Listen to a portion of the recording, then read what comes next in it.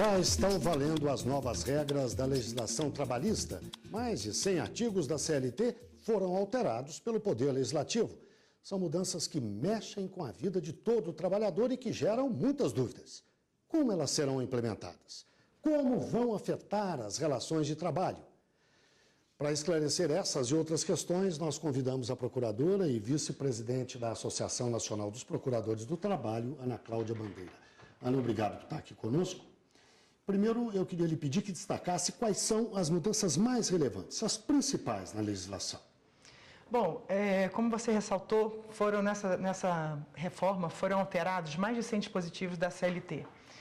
Foi uma alteração muito significativa. Mas, assim, o que se pode destacar de mais relevante, que diz muito sobre o espírito da reforma, é principalmente o negociado sobre o legislado, a prevalência daquilo que se negocia, que os sindicatos se negociam com a empresa, sobre o que está na lei. Também, acho que a outra questão que foi muito alterada e, digamos assim, reflete muito na vida do trabalhador, é a possibilidade de contratações as mais diversas possíveis. Então, hoje é possível o trabalhador ser contratado para uma jornada intermitente, né, que é aquela em que ele só recebe pelas horas em que ele efetivamente trabalha. Outra possibilidade também é a terceirização ampla. A terceirização foi, agora, a partir dessa lei, dessa alteração legislativa, permitida amplamente, de forma que até na atividade principal da empresa, a terceirização é permitida. Também a possibilidade de contratar o trabalhador como pessoa jurídica, embora ele trabalhe só para aquele empregador, também como autônomo, por um contrato simples, em que ele é dito autônomo, embora ele trabalhe para o mesmo empregador e com exclusividade. Nós vamos falar pouco a pouco de cada um desses temas, mas antes eu queria ter noção de uma outra questão importante. Os processos que já estão na Justiça, que são anteriores à mudança da lei, vão ser julgados sob qual ótica? A antiga ou a nova? Pois essa é uma das grandes controvérsias judiciais que virão agora com a Lei 13.467. A mim, me parece que aqueles contratos, aquelas demandas judiciais, né, ajuizadas ainda na vigência da lei anterior, me parece que elas terão que observar essa lei, a lei vigente, à época do contrato sobre o qual se discute. Ana, agora a gente vai detalhar um pouco a reforma e para isso nós vamos contar com a ajuda do público. Nós temos uma primeira pergunta para você. Vamos ouvir. Como é que eu faço o acordo para dividir as minhas férias em 3 vezes? E como é que é feito o pagamento dessas férias? Pois tradicionalmente, pela CLT, é do empregador a faculdade, o poder de definir como serão as férias. Agora, com a Lei 13.467, o trabalhador poderá também pedir isso, poderá negociar isso, inclusive trocando um feriado de dia. Por exemplo, ele pode trabalhar num feriado como esse dessa semana, por exemplo. Ele pode trabalhar na quarta-feira e pedir que esse feriado seja gozado na sexta-feira, para emendar para o final de semana, por exemplo, né? E agora, essas férias, elas têm uma limitação. O primeiro período tem que ter pelo menos 14 dias, e os outros 2, cada um, pelo menos 5. Né? E elas serão pagas proporcionalmente. Você falou há pouco, sintetizando a reforma, falou sobre o fato de que o que é combinado se sobrepõe ao que está escrito. Os acordos são mais importantes do que as regras escritas. Mas como é que se faz um acordo desse entre a empresa e o sindicato? É assim que funciona? Pois Guilherme, eu, como procuradora do trabalho, todo o Ministério Público do Trabalho, essa discussão foi travada fortemente durante todo o processo legislativo que culminou na edição dessa lei. Esse é um ponto crucial. Por quê? Porque o trabalhador vai ficar muito à mercê da empresa, digamos assim. A empresa vai ter muito poder de definir tudo, a jornada, o salário. Então, o fato da lei ficar, não digo a quem, mas assim, dos acordos se sobreporem à lei, dará um poder muito grande à empresa. E os sindicatos continuarão negociando? Continuarão, mas aí há um detalhe que precisa ser dito.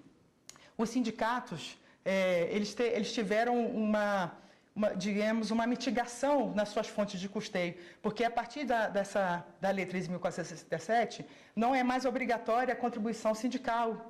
Né? Assim eles perdem força, não é? Isso, eles perdem força e certamente a negociação não será a mesma. Nós vamos ouvir mais uma pergunta que captamos na rua. Vamos ouvi-la. Se eu sair da empresa e fizer um acordo, como é que fica a rescisão? O que você diz ao Leonardo? Bom, a rescisão por acordo, ela está disciplinada também na 13.467.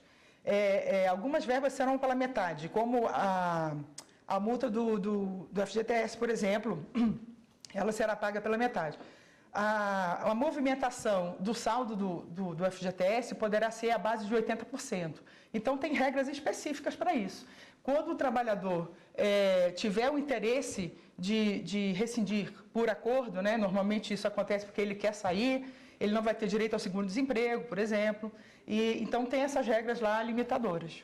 É verdade, Ana Cláudia, que o trabalhador, quando entrar com uma ação na justiça contra a empresa e perder, é verdade que ele terá que pagar uma indenização à empresa, é isso? Bom, na realidade, o que foi disciplinado assim de forma muito clara é que o trabalhador que for vencido na ação trabalhista, ele terá que pagar honorários advocatícios para a parte adversa, no caso, a empresa, ainda que ele goze de gratuidade da justiça. Da mesma forma, se ele pedir uma perícia para provar, para fazer uma prova, né, como base de algum direito que ele tenha requerido, se ele for vencido no objeto dessa perícia, ele também terá que custear os honorários periciais. Ana Cláudia, daqui a pouquinho nós vamos falar sobre aquela multa de 40% sobre o FGTS. Eu queria que você explicasse direitinho e vamos ouvir também outras perguntas de telespectadores. Até já, então. A nova legislação trabalhista já está sendo aplicada nos tribunais. O juiz do trabalho da Bahia, José Cairo Júnior, condenou um empregado a pagar R$ 2.500 ao empregador por má-fé e mais R$ 6.000 pelas custas de honorários. O funcionário havia processado o empregador por ter sido assaltado à mão armada pouco antes de sair para o trabalho e pedia, na mesma ação, pagamento de horas extras. Mas o juiz Caio Júnior entendeu que o empregador não pode ser responsabilizado pela criminalidade. O magistrado se baseou na deslealdade do trabalhador, que alterou a verdade dos fatos em relação às horas extras e, por isso, o condenou por má-fé. Essa decisão judicial, Ana Cláudia Bandeira, confirma aquela sua informação há pouco de que o trabalhador pode ser penalizado em caso de decisão desfavorável a ele na justiça. Agora, eu quero lhe fazer uma outra pergunta, a Ana Cláudia está aqui para esclarecer justamente os aspectos, os detalhes da reforma. No caso da multa de 40% do FGTS, isso pode ser negociado entre as partes, entre o patrão e empregado? Pois é, a multa de 40%, há a previsão dela ser paga pela metade nesses casos de rescisão pela metade, né? Aliás, rescisão por acordo. Normalmente, aquelas situações em que já aconteciam antes, mas não eram previstas e não eram permitidas, que era do empregado pedir para sair, mas não querer receber alguma coisa, né? Então, o legislador agora deu essa solução, permitindo que se faça essa rescisão negociada, digamos assim, mas dentro de parâmetros colocados, limites colocados, né? E um desses parâmetros é justamente o pagamento dessa multa de 40% pela metade. Bem, nós temos mais uma pergunta colhida nas ruas de Brasília. Por favor. O que é que mudou no banco de horas e nas horas extras? Pois as horas extras, elas continuam devendo ser pagas à base de 50%, né? Com acréscimo de 50%. Mas agora, com várias possibilidades de extensão da jornada de trabalho, como a de 12 horas, da jornada de 12 por 36, né? Que é aquela em que o trabalhador trabalha 12 horas seguidas e goza de um descanso de 36 horas na sequência. Nesses casos aí, o trabalhador trabalha 12 horas com essa jornada permitida e aí não há hora extra, certo? Então, assim, E aí, com relação ao banco de horas, também tudo ficou mais flexível, né? Na verdade, essa reforma trabalhista, ela trouxe uma flexibilidade absoluta em prol do empregador, que poderá, em muitas situações, em várias dessas modalidades contratuais que eu citei antes, ele poderá dispor livremente da jornada de trabalho. Em relação sobre o regime da CLT, é possível fazer uma jornada de 8 horas, não fazer intervalo para o almoço e sair 1 hora antes? Pois é, o que foi previsto expressamente também, inclusive na parte que trata da negociação, do negociado sobre o legislado, é que o horário de almoço ele tem que ter no mínimo 30 minutos. Quer dizer, isso houve um retrocesso aí, porque antes a CLT dispunha que o mínimo era de 1 hora, né? Agora não, agora pode ser de 30 minutos. Mas como eu estava dizendo antes, há tantas possibilidades, inclusive de acordos individuais, que é fácil que o empregador consiga dispor dessa jornada para torná-la talvez mais flexível, quiçá até no interesse do trabalhador, mas certamente em desfavor da saúde do trabalhador, porque trabalhar 8 horas sem intervalo certamente não é bom para o trabalhador. Bem, nós temos mais uma pergunta, vamos ouvi-la? Meu contrato de trabalho pode alterar, mesmo eu tendo sido contratado antes da reforma?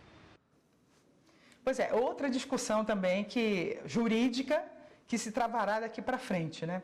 Mas, assim, o certo é que o empregador terá um lastro legal, digamos assim, para passar a adotar práticas que antes não podia, né?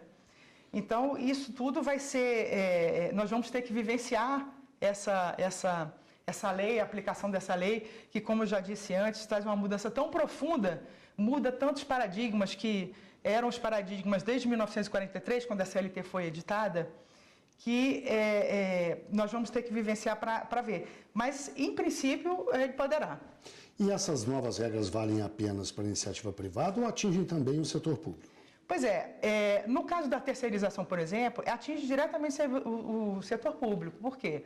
Porque ela não restringe, em primeiro lugar, e no setor público hoje já se utiliza muito terceirização.